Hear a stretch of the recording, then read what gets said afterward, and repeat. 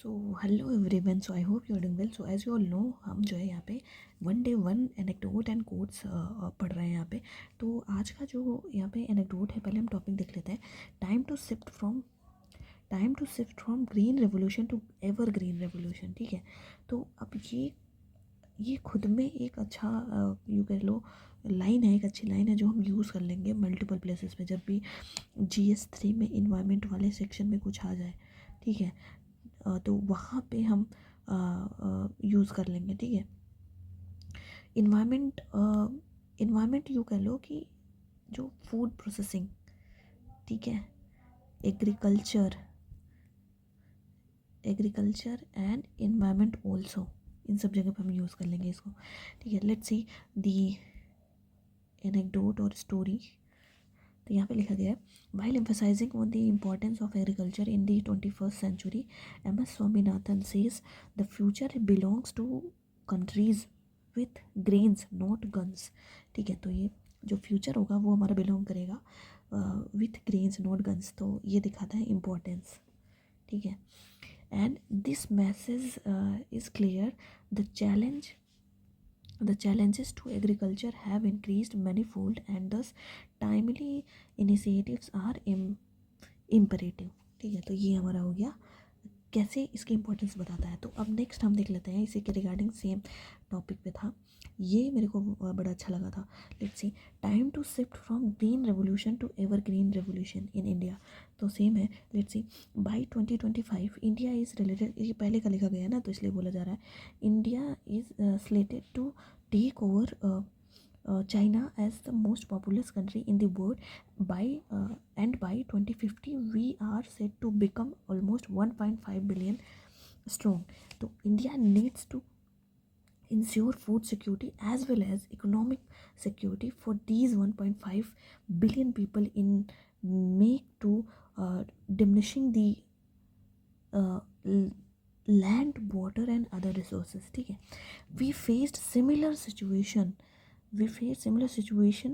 past we faced similar situation post independence. Okay, post independence, when our population was exploding, and at that time we found our answer in green revolution। ठीक है, this time we have to find an evergreen revolution so that not only the problem is solved but that it may never come up again। तो you can see कि कैसे याद हुई post independence को green revolution से connect किया गया, and then अब बात करी जा रही है कैसे अब जो दिक्कतें होंगी वो एवर ग्रीन रेवोल्यूशन से टैकल की करी जा सकती हैं।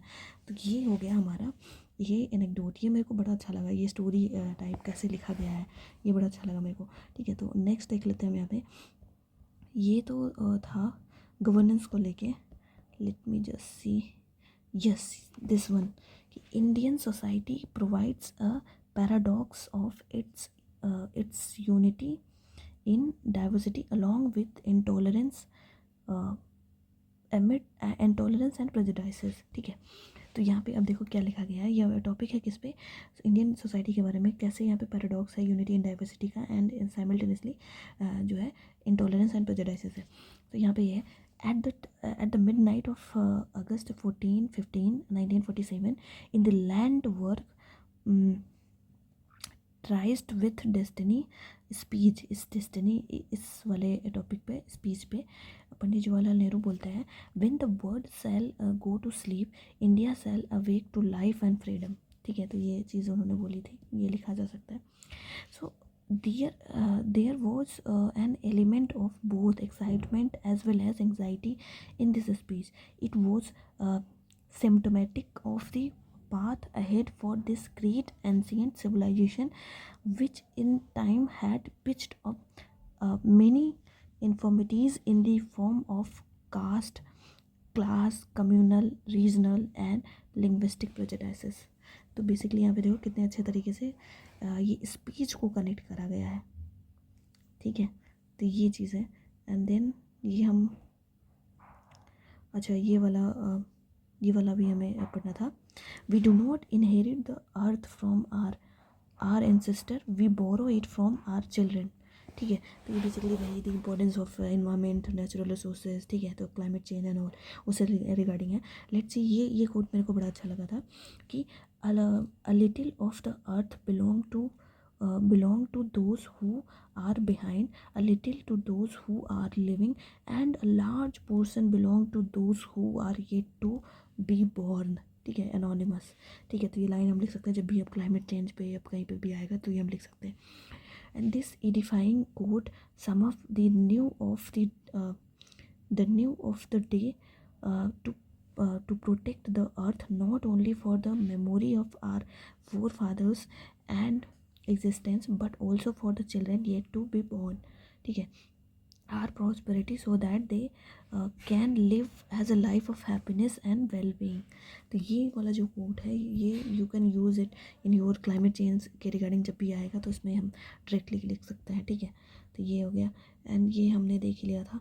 तो ये हो गया आज का। आज मैंने कोई कोट नहीं लिखा है बट यहाँ पे मैंने 4 से 5 एनेक्डोट स्टोरीज़ डिस्कस करी है जिसको हम डायरेक्टली अपने इंट्रोडक्शन में लिख सकते हैं। तो that's it for today guys, thank you.